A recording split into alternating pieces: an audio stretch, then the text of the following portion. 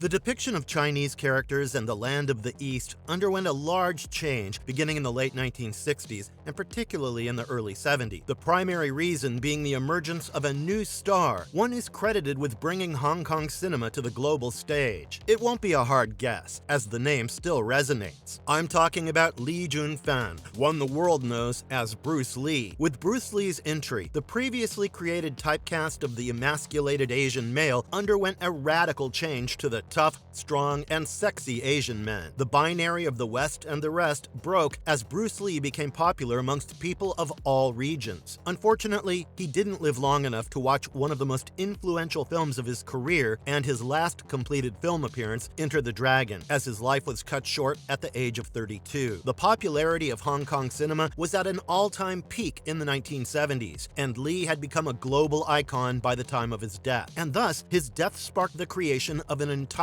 genre where his stardom and style, including mannerisms, were exploited, known as Bruce-Ploitation. Lookalikes of Bruce Lee with almost the same sounding names were cast in this genre. Today, we'll be exploring 12 films from the 1970s and 80s from this genre. But before we go into our explanation, we have a very small request. If you like our content, please support us by subscribing to our channel. This is a small click for you, but for us it means a lot. Thank you. Let's begin.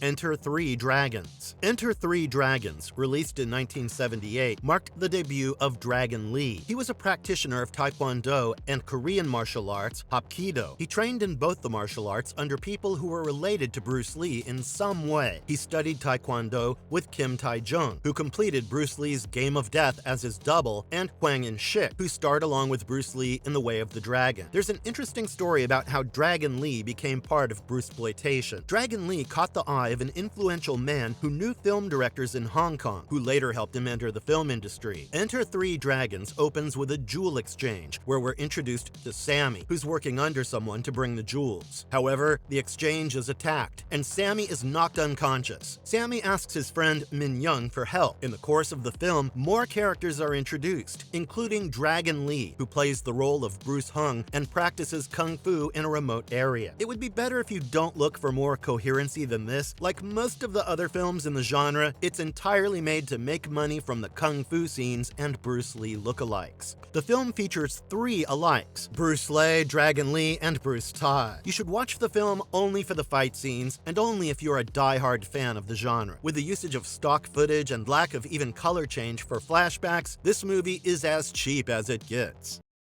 Fist of Fear, Touch of Death. Next on the list is the 1980 movie Fist of Fear, Touch of Death. The film's primary plot revolves around a 1979 World Karate Championship at Madison Square Garden, which intends to find the successor to Bruce Lee. The film proceeds in the form of interviews and stories hosted by the unnamed reporter named Adolf Caesar. Most of the characters are unnamed in the movie. It starts with the interview of a martial arts producer, played by Aaron Banks. With various characters involved with hosting the tournament interviewed, it moves to archival footage of Bruce Lee and others to present an alternative past of Lee. The stock footage scenes are poorly dubbed and spliced, giving it a cheesy look rather than a serious tone. They feature Bruce Lee as a karate-crazy kid in China and him learning about his great-grandfather. The very fact that the great-grandfather is shown as a great samurai master of China, yes, you heard it right, neither a great kung fu practitioner of China nor a samurai from Japan, speaks volumes about the film's absurdity and bizarreness. The hilarious and unrealistic fight scenes make you forget the film's central plot, which is the Karate Championship. Although many have considered it the worst Bruceploitation movie of all time, I would suggest watching it for the laughs rather than expecting a serious movie.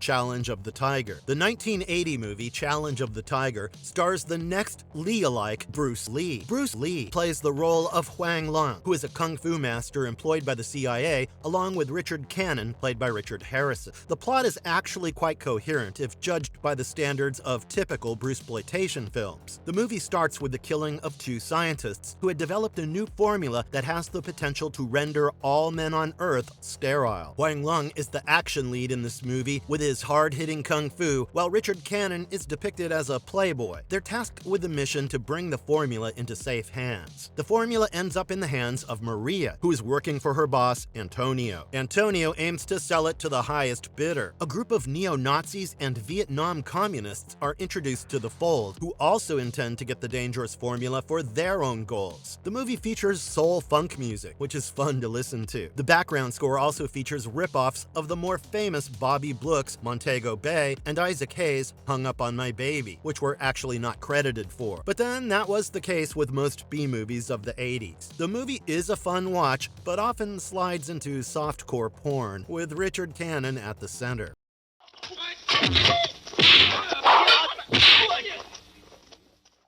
Enter the Game of Death. The next movie is a ripoff of the classic Game of Death with an almost similar name, among other things, named Enter the Game of Death. Well, Game of Death couldn't be completed in the original intended form due to the unfortunate demise of Bruce Lee. Lee So-nam, director of many other Bruce-Ploitation films, uses almost the same plot as the original movie and casts Bruce Lee as the hero. The similarities do not end there, as Bruce Lee dons the infamous Game of Death yellow and black tracksuit.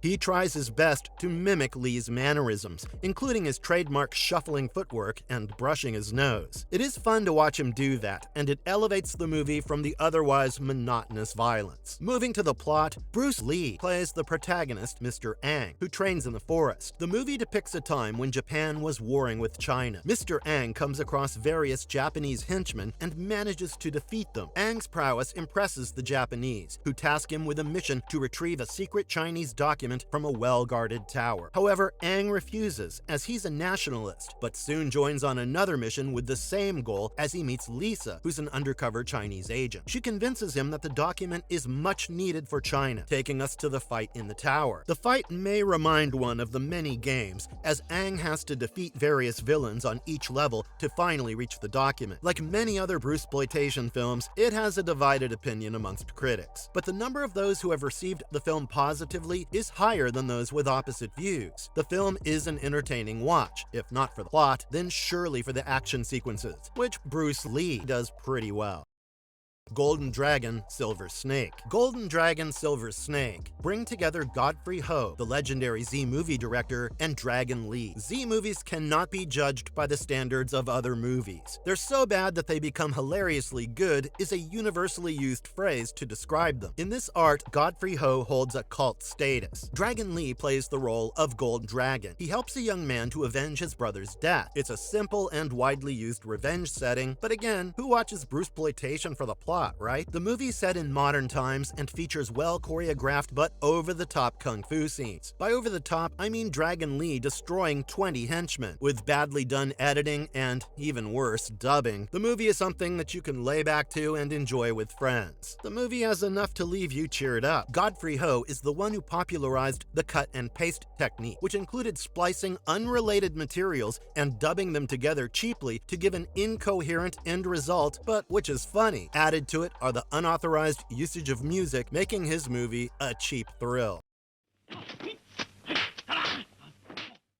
The Clones of Bruce Lee. The Clones of Bruce Lee, released in 1980, is often described as the Mount Rushmore of Bruce-Ploitation films. How can it not be? The movie gathers many Lee-alikes ushering in the period, including Dragon Lee, Bruce Le, and Bruce Lee. The plot is unimaginably ridiculous, which actually makes it goofy and fun. In July 1973, that's immediately after Bruce Lee dies, a fictional secretive organization, SBI, tasks Professor Lucas, a brilliant scientist, to extract DNA from Bruce Lee's body to create his clones. The result being Bruce Lee number 1, 2, and 3. All of them are manipulated by a light, which resembles a disco light, known as a magnetator. They're trained by none other than Bolo Yeung, one of the most common actors in the Bruce-Ploitation films, here playing the role of Yang Shi. The 3 clones are sent on different missions across the world to fight bad men. However, once they return from their missions, they're pitted against each other by Professor Lucas, who turns greedy, featuring the face-off of Lee-alikes. The film is one of the most bizarre Bruce-Ploitation epics, where all the alikes featured try to best each other in mimicking Lee, thus rendering the goofiness.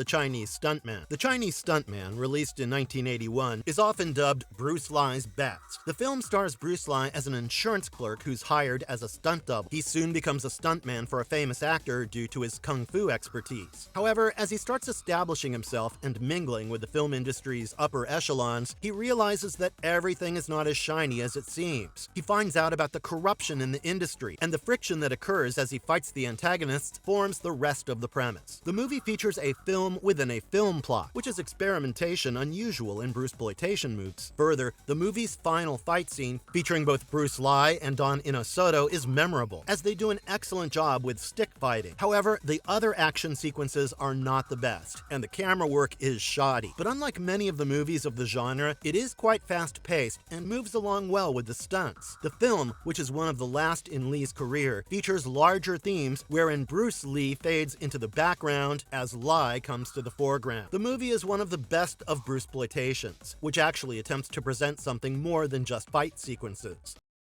Bruce Li fights back from the grave. Jun Chong, the lesser-known of the Li-alikes, plays the role of the protagonist in this 1976 Bruce-Ploitation film. This film is true to the definition of Bruce-Ploitation, that is, to exploit Bruce Li. The only time we're shown Bruce Li is in the opening credits, when a man resembling Bruce Li is brought to life as the grave bearing his name is struck by lightning. Apart from this and the Bruce Li in the title, the rest of the movie has nothing to do with the star. It features Wong Han, a Korean man who travels to Los Angeles in his quest to uncover the truth behind his friend's death. In Los Angeles, he encounters an unknown man who attacks him. The ensuing fight results in the killing of the unknown man, leading Han to get jailed. But as the Bruce-Ploitation film goes on, out of nowhere, a rich man, Scott Lee, bails him out and asks him to find Suzanne. Suzanne is trained in martial arts by Han, and they join forces in the quest to uncover the truth. Bruce Li Fights Back from the Grave is hilarious and cheap entertainment without Bruce Li.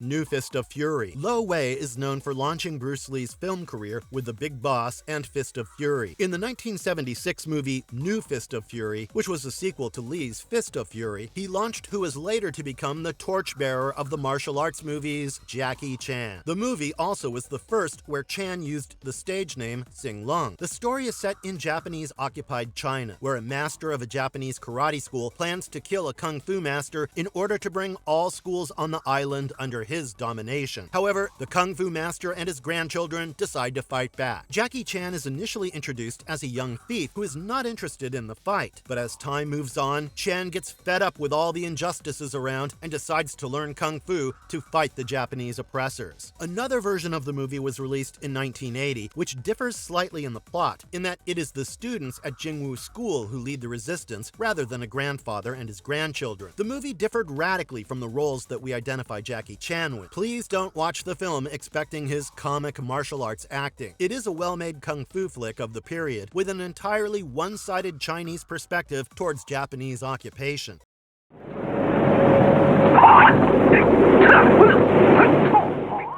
Exit the Dragon, Enter the Tiger. The title of the 1976 movie is a play on Bruce Li's famous Enter the Dragon. After Bruce Li's death sparked the entire genre of Bruce-Ploitation, many joined the bandwagon to investigate the real cause of death of Bruce Li. Among the different movies that were based on Bruce Li's death and the subsequent investigation, Bruce Li's Exit the Dragon, Enter the Tiger is one of the most well-known. The movie introduces David the Tiger Li, which Bruce Li plays, as a successor of Bruce the Dragon Li, and there's the title of the movie for you. The movie shows Bruce Li to have died under mysterious circumstances, which David decides to unravel. As the movie moves forward, the character of Susie Young, who teams up with David, is introduced. Susie Young is said to have represented real-life Betty Ting Pei, widely believed to be Bruce Li's partner. Their investigation lands them at a crossroads, with the head of the Hong Kong Mafia, the Baron, finally culminating in a one-on-one between David and Baron. It's not different from the other Bruce-Ploitation films, as the bad acting and editing often make the dramatic scenes hilarious. The movie, however, features attractive kung fu, which, coupled with its short runtime, actually manages to make the film engaging.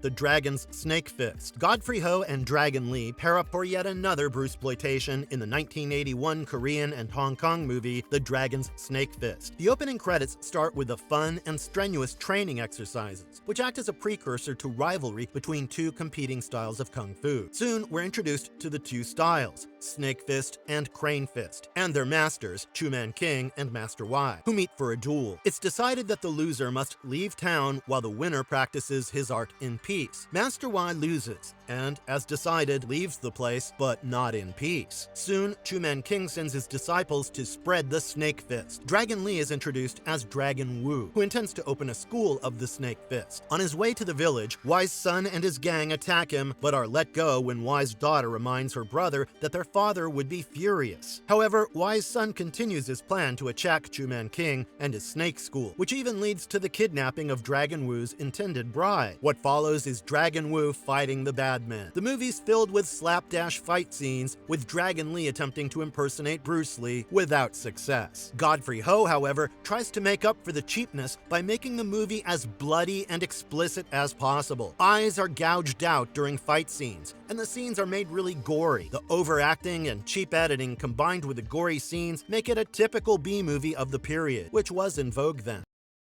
Fist of Fury 2, another sequel to Bruce Lee's Fist of Fury. But as the name suggests, it has much more in common with the original Fist of Fury than the official Jackie Chan starring sequel. Also, the fact should be mentioned that even though this was the unofficial sequel, unlike New Fist of Fury, the Shaw brothers managed to use the name as they coined it before Lo Wei could use it. Bruce Lee plays the protagonist in this 1972 movie. The film starts from where Fist of Fury ended, with now Chen Zhen being dead after being executed by the Japanese. But the Japanese feared him even in death, as they feared that his martyrdom would unite all Chinese schools of kung fu. To stop this, the Japanese give orders to the leader of the Hong Ku school, Miyamoto, to attack and suppress all Chinese schools, starting from Qingwu. Nonetheless, the leader and students of the Qingwu school resist Miyamoto's efforts, only to be beaten up and eventually the school being destroyed. After learning about the destruction of the Chinese school, we're introduced to Li as Chen Shan, the brother of Qin Shan,